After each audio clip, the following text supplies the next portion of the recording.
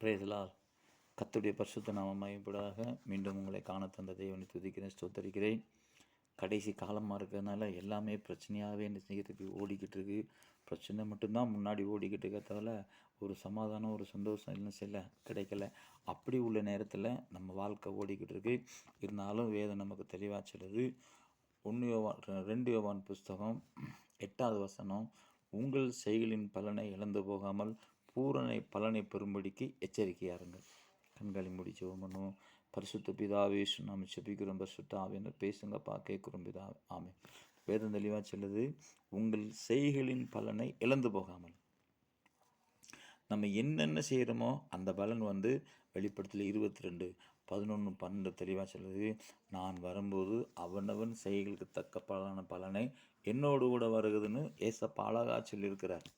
ஏசப்பா சொன்ன வார்த்தை தெளிவாக இருக்குது. அவர் சொன்ன வார்த்தையில் இன்றைக்கி A to Z வரைக்கும் நடந்துக்கிட்டே இருக்குது. 90% தீர்க்க தரிசனம் நிறைவேறிச்சு. இன்னும் 10% தான் நிறைவேற வேண்டியிருக்கு. அதுக்கு முன்னாடி இந்த பூமி இப்போ என்ன நிலைமையில் இன்றைக்கி ஆண்டி கிறிஸ்து கையில் போய் விட்டது. இதில் தான் கர்த்தர் நம்மளை நினைச்சிருக்காரு, முன்னாடி வச்சுருக்காரு. உங்கள் செய்களின் பலனை நம்ம என்னென்ன செய்கிறோம். ஒரு ட்ராக்ஸ் கொடுக்குறோம், ஒரு பைபிள் கொடுக்குறோம், ஒரு சுவிசேஷம் சொல்கிறோம், ஒரு ஆண்டவருக்காக தேசத்தில் திறப்பில் நின்று செபிச்சுக்கிட்டு இருக்கோம். திறப்பில் நின்று செபிக்கிறோம். திறப்பில் நின்று செபிக்க ஒருவனை தேடினேன், ஒருவனை காணுமேன்னு சொல்லி எசேக்கியேல் 22 கடைசி 3 வசனத்துக்குள்ள தெளிவாக சொல்லியிருக்கிறார். அதை ஏசாயாட்ட சொன்னார், யாரை அனுப்புவேன், யார் நம்ம அதை காரியமாக போவேன்னு சொல்லும்போது, என்னை அனுப்பும் நான் போகிறேன்னு ஏசாயா கேட்டார். என்னை அனுப்பும் நான் போகிறேன்னு கேட்ட பிறகு இன்றைக்கி அதே இடத்துல என்ன வாயா அனுப்புகிறீங்க, நான் போய் என்ன செய்ய போகிறேன் அப்படி நீ சொல்கிற கூட்டங்கள் நிறைய என்ன செய்யுது இருக்குது. ஒரு சாராயம் வித்துக்கு இருந்த ஒரு மனுஷனை கர்த்தர் ஊழியத்துக்கு அழைச்சார். ஒரு சாராயம் வித்துக்கு இருந்த மனுஷனை கர்த்தர் ஊழியத்துக்கு அழைச்சப்படுது. அந்த மனுஷன் ஊழியத்துக்கு வந்த பிறகு அந்த ஊரில் போயிட்டார். சாராயம் வித்தவன் எப்படி ஊழிஞ்சவன் தெரியுமில்ல. அப்போ அந்த ஊருக்குள்ளே போனவொன்னே சொல்ல ஆரம்பிச்சிட்டாங்க, இந்த மாதிரி இப்படி ஒரு மனுஷன் இங்கே சுகம் இல்லாமல் படுத்திருக்காரு.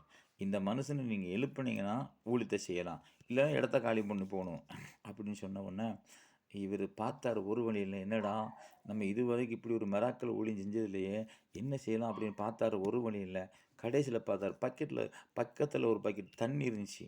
எடுத்து மேலே இயேசுவின் நாமத்தின்னு ஊற்றிட்டார். ஊற்றின உடனே அந்த மனுஷன் எழும்பி ஓட ஆரம்பிச்சிட்டாரு. கர்த்தர் அந்த தண்ணியில் கிரியை செஞ்சுருக்கிறார். தண்ணியில் கர்த்தர் கிரியை செஞ்சுருக்காரு. பிரியமான சகோதரா, பிரியமான சகோதரி, வேதம் நமக்கு தெளிவாக சொல்லுது. அந்த தண்ணியில் கிரியை செஞ்ச உடனே அந்த மனுஷன் எழும்பி ஓட ஆரம்பித்தோடனே அந்த மனுஷனை, அந்த ஊழியக்காரனை அந்த ஊரில் கர்த்தர் கனம் பண்ண ஆரம்பித்தார், கனம் பண்ண ஆரம்பித்தார். கர்த்தர் கூடயே இருந்து மகிமைப்படுத்த ஆரம்பித்தார். அந்த மனுஷன் அந்த ஊழியத்தை வளர்த்த ஆரம்பித்தார். சொல்ல வர காரணம்னு சொன்னால், எந்த இடத்துல எப்படி நடத்தணும்னு கர்த்தருக்கு நல்லா தெரியும். அதை கர்த்தர் க்ளீனாக அழகாக செட்டப்பாக நடத்துவார். அதை அவர் நடத்தலுக்கு நம்மளை என்ன செய்யணும், ஒப்பு கொடுக்கணும். ஆமாம், இன்றைக்கி நமக்கே தெரியும், நம்மளை ஒப்பு கொடுத்து ஓடிக்கிட்டு இருக்கோம். உங்கள் செய்களின் பலனை இழந்து போகாமல். 6 சைஸு காலில் போடுற செருப்பை 7 சைஸு வாங்கி போட்டால் அந்த காலு கொஞ்சம் சாஃப்டாக இருக்கும், காலு கொஞ்சம் ஃப்ரீயாக அந்த செருப்புக்குள்ளே போய் வரும். 6 சைஸு போடுற இடத்துல 5 சைஸு போட்டால் கடிச்சிக்கிட்டே தான் இருக்கும். நான் சொல்கிறது நல்லா புரிஞ்சா, கடிச்சிக்கிட்டே தான் இருக்கும். வாழ்க்கையின் செயல்களை இழந்து போகாதபடிக்கு, உங்கள் செய்களின் பலனை இழந்து போகாமல் மாதிரி வாழ்க்கையின் பலனை இழந்து போகாதபடிக்கு 6 சைஸு போட்டு செருப்பவே, காலில் போகிற 6 சைஸு செருப்பே உன்னை கரெக்ட் பண்ண முடியலன்னு சொன்னீங்கன்னா உன் வாழ்க்கை எப்படி கரெக்டாக இருக்குமா?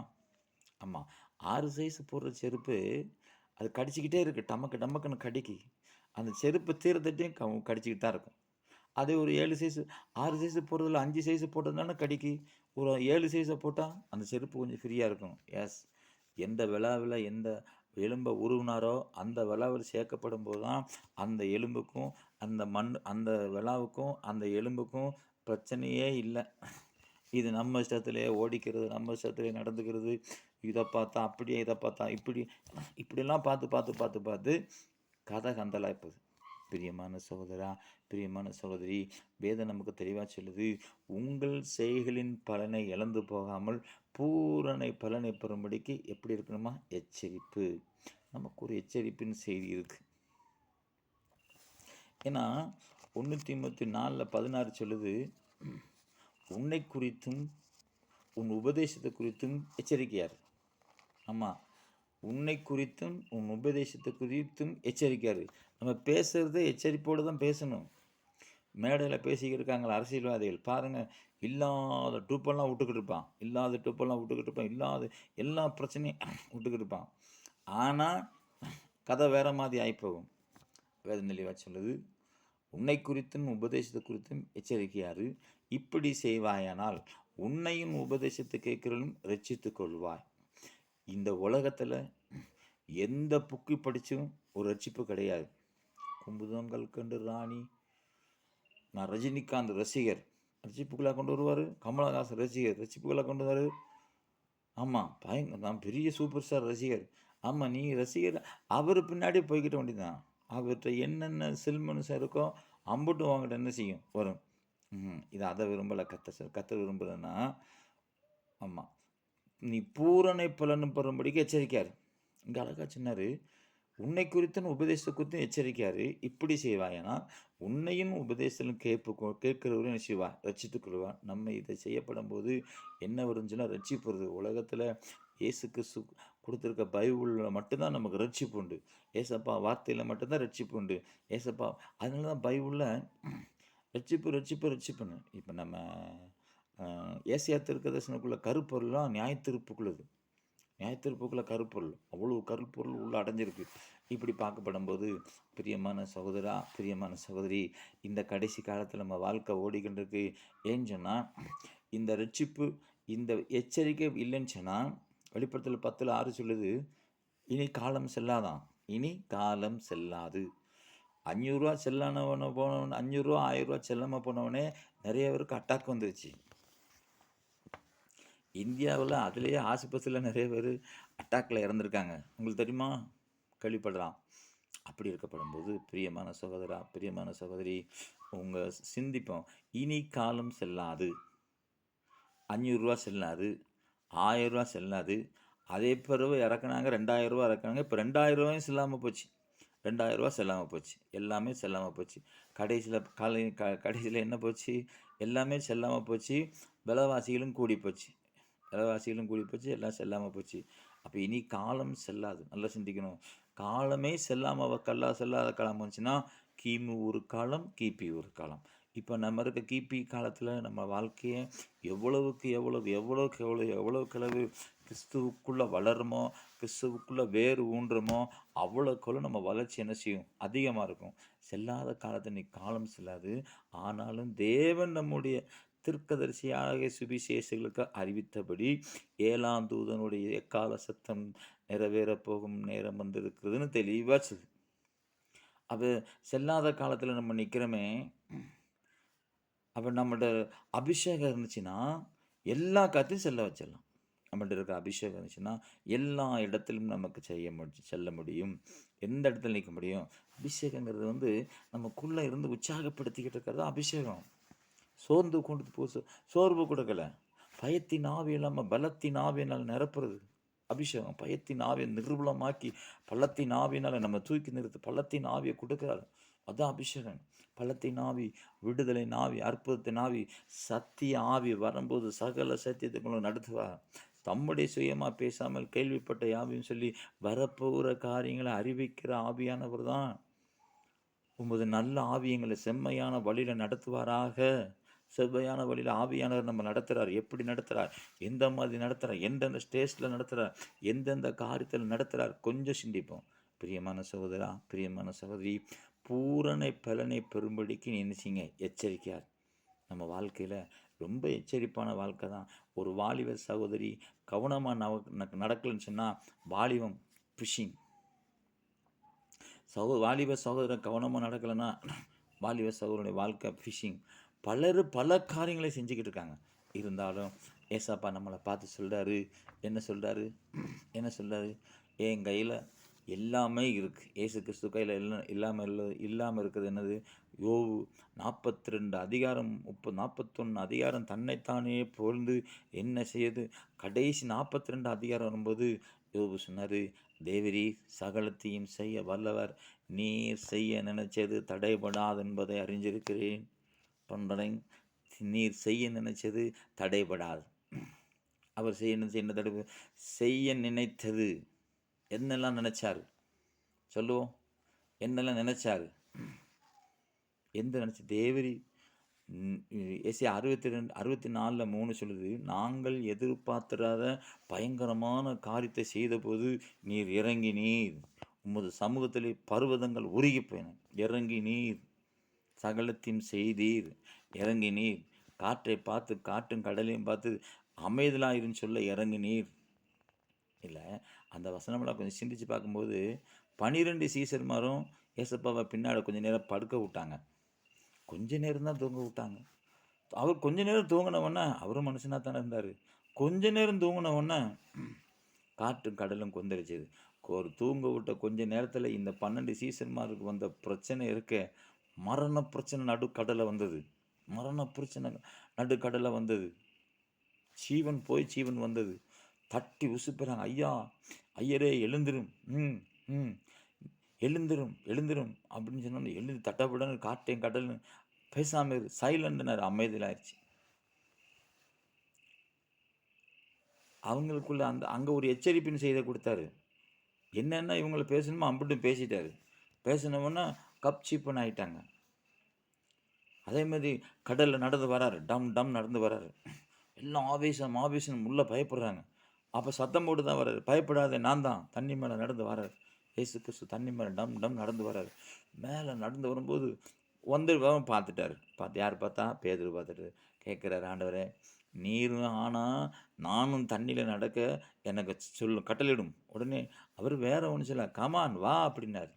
இவர் இறங்கி 4 ஸ்டெப்பு நடந்துட்டார். அதான் கொஞ்சம் சிந்திக்கணும். பேதுரு 4 ஸ்டெப்பு நடந்தார், விசுவாசத்தில் நடந்தார். பின்னாடி இருக்கிறவன் என்னத்தையா சொல்லியிருக்கணும், பேதுரு தண்ணி மேலே நடக்கிற கவனமாயிரு அப்படின்னு பின்னாடி இருக்கு. ஏன்னா இன்றைக்கி நம்ம ஒரு விசுவாசி குடும்பத்தில் போய் ஆண்டவரை பற்றி ஒரு பிள்ளைகளை சொல்லி வரும்போது, நல்லா சொல்லி ஆண்டவர்களை கொண்டு வரும்போது, பின்னாடி நின்று 4 கூட்டம் என்ன செய்யுது? ஆமாம், பொறாமை புறணி பேசி அதை பேசி இதை பேசி பாரு அவள் அப்படி இருந்தால் அப்படின்னு பின்னாடி புறணி பேசுகிற ஒரு கூட்டம் இருக்குது. பயங்கரமாக புறணி பேசுகிற கூட்டம் இருக்கா இல்லையா? கண்டிப்பாக இருக்குது.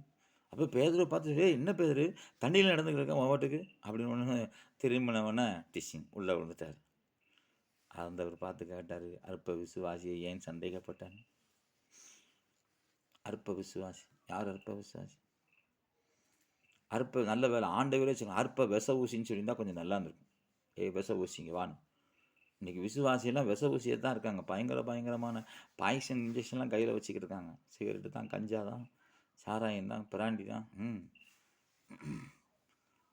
சாராயம், பிராண்டி, என்னென்ன ஆண்டவருக்கு சித்தம் இல்லை அம்புட்டும் கையில் வச்சுருக்கான். ஆண்டவருக்கு என்னென்ன சித்தம் இல்லாத கையில் இருக்கோ அம்புட்டும் ஒரு விசுவாசி வச்சுருக்கான். ஒரு மனுஷன் குப்பை தொட்டியில் தலைகளாக படுத்திருக்காரு. தூக்கி பார்த்தா கிறிஸ்துராஜ் உள்ளே படுத்திருக்காரு. கிறிஸ்துராஜ் என்னப்பா இங்கே படுத்திருக்கா அப்படின்னு. இன்றைக்கி இயேசு பிறந்தார். கிறிஸ்து பிறந்தாராம். சரி, எந்திச்சு வீட்டுக்கு வா. இல்லை அப்படின்னு. சரி, நீ குப்பை தொட்டிலே படுத்து தலைகளாக படுத்து கிடக்கான். ஆமாம், இதெல்லாம் இன்றைக்கி கொடுமையாக இருக்கப்படும் போது ஏசப்பா நம்மளை பார்த்துச்சினாரு, உன் செய்களின் பலனை இழந்து போகாதபடிக்கு பூரணை பலனை பெறும்படிக்கு என்ன எச்சரிக்கையாரு. நம்ம வாழ்க்கையவே மாற்றணும், எச்சரிக்கைப்படுத்தணும். ஸ்கூலில் பிள்ளைங்க எச்சரிக்கையாக படிக்கலைன்னா ஃபெயில் தான். ஒரு வேலையில் எச்சரிக்கை கரெக்டாக செய்யலைன்னா அந்த வேலையில் வேலை போகுது தான் செய்யும். எத்தனையோ பிரச்சனையை நம்ம பார்த்துருக்கோம், சந்திச்சிருக்கோம். எல்லா பிரச்சனைக்கும் ஒரு முடிவு என்னது? வேதம். பூரணை பலனை பெறும்படிக்கு நீ எச்சரிக்கையாரு. ஏன்னா ஏசியா 25:8 சொல்லியிருக்கிறாரு, மரணத்தை ஜெயமாக விழுங்குவார் கர்த்தராகிய தேவன். எல்லா முகங்களிலும் கண்ணீரை துடைத்து சனத்தின் நிந்தைய பூமியில் இராதபடிக்கு முற்றிலும் நீக்கி விடுவார். கர்த்தரே சொன்னார். பிரியமான சகோதரா, பிரியமான சகோதரி, ஒரு நிமிஷம் நீங்கள் சிந்திச்சு பாருங்கள். நம்ம லைஃப் எதில் நிற்கிறோம்? பூரண பலனும் பெறும்படிக்கு எச்சரிக்கையாக இருக்கிறோமா? வாழ்க்கை எச்சரிக்கையாக ஓடுதா? இது எச்சரிக்கை எதில் நிற்கும் தெரியுமா? ஒரு நாள் இயேசு கிறிஸ்து வருவார். அநியாயம் செய்கிறவ அநியாயம் செய்யட்டும், அசுத்தமாக இருக்கட்டும், நீதி செய், பரிசுத்தமுள்ள இன்னும் பரிசுத்தமாகட்டும் சொல்லியிருக்காரு. அவனவனுக்கு அளிக்கும் பலன், நான் அளிக்கும் பலன் என்னோடு கூட வருது. நம்ம எந்த காரியத்தில் இறங்கினாலும் ஒரு காரியத்தை சிந்திக்கிறோம். கிறிஸ்துவுக்கு பிரியமானவர்களே, வாழ்க்கை என்பது பயங்கரமான ஒரு ஓட்டம். டிஎல் மோடி 300 கோடி பேருக்கு பிரசங்கம் பண்ணார். 300 கோடி பேருக்கு பிரசங்கம் பண்ணிவிட்டு ஒரு நாள் படுத்திருக்காராம். படுத்திருக்கும்போது படுத்து கையில் பைபிளை வச்சுட்டு ஜஸ்ட்டில் வச்சுட்டு கேட்டார் ஆண்டவர்கிட்ட, ஆண்டவரே இத்தனை வசனத்தில் நான் எந்த வசனத்தில் கீழ்ப்படைய வேண்டியது இருக்குது அப்படின்னு சொல்லுங்க ஐயா அப்படின்னு படுத்த மனுஷன் அப்படியே ஜஸ்ட்டோடு கூடி பைபிளில் நினச்சிட்டு அப்படியே தன்னுடைய மரணத்தை ஏற்றுக்கொண்டார் கர்த்தர். 300 கோடி பேருக்கு ஞான சுவிசேஷம் அறிவிக்கப்பட்ட ஒரு மனுஷன். சகோதரா சகோதரி, நம்ம வாழ்க்கையை கொஞ்சம் கவனிப்போம். எதில் நம்ம எச்சரிக்கையாக இருக்கிறோம்? பூரணை பலனை பெறும்படிக்கு எச்சரிக்கையார். பரிசுத்தாய் உங்கள்கிட்ட வரும்போது நீ பலன் அடைஞ்சி எருசலேமில் யூதிலும் சமரிலும் பூமியிலும் கடைசி வரணும் எனக்கு சாட்சியாக இருப்பேன்னு சொன்னார். பவுல் சொன்னார், என்னை பலப்படுத்தும் கிறிஸ்துவினால் எல்லாவற்றையும் செய்ய எனக்கு பலன் சொன்னார். ஏசியாட்ட சொன்னார், பயப்படாது, உன் கூட இருக்கேன், தகையாத நான் உன் தேவன், நான் உன்னை பலப்படுத்தி உன் குடும்பத்தை பலப்படுத்தி, உங்கள் பிள்ளைகளை பலப்படுத்தி, உன் தொழிலை பலப்படுத்தி, உன் எல்லையில் பலப்படுத்தி, உன் ஜெபத்தில் உன்னை பலப்படுத்தி, நீ உபவாசத்தில் எடுக்கிற உபவாசத்தில் பலப்படுத்தி, நீ ஆராதிக்கிற ஆராதனையில் பலப்படுத்தி நான் உனக்கு சகாயம் பண்ணுவேன், நீதியின் வலது கரத்தில் உன்னை தாங்குவேன். அப்போ நம்ம எச்சரிக்கை எதில் எச்சரிக்கை? பூரணை பலனை பெறும்படிக்கு ஆண்டவரே எனக்கு பலனை தந்து என் குடும்பத்துக்கு பலனை தந்து தாங்க அப்படின்னு நீங்கள் கேட்கப்படும்போது மறு ஜென்மத்திலேயே மறு நிமிஷத்திலே மறுரூபப்படுத்தி கர்த்தர் நம்ம நினைச்சுவார், தூக்கி நிறுத்துவார். சரியா? அப்போ பலனை தாங்கன்னு கேட்போம். கண்களை முடிச்சோமனும். நேசிக்கிற எங்கள் பிதா விஷ்ணாம் செபிக்கிறோம் பரிசுத்தாவினரே. ஆமென் தகப்பனே. பூரண பலனை பெறும்படிக்கு எச்சரிக்கையாக இருக்க பரிசுத்தாவின் உதவி எல்லாருக்கும் கொடுங்க. ஜீவனில் நல்ல பிதாவே. ஆமென். ஷேர் பண்ணுங்கள். தேவன் நாமம் மகிமைப்பட நடத்துங்க. தேவநாமம் மகிமைப்படுத்துங்க. கர்த்தர் பெரிய காரியங்கள் செய்வார். ஷேர் பண்ணுங்கள். தேவநாமம் நமக்குள்ளே மகிமைப்படுவதாக. ஆமென்.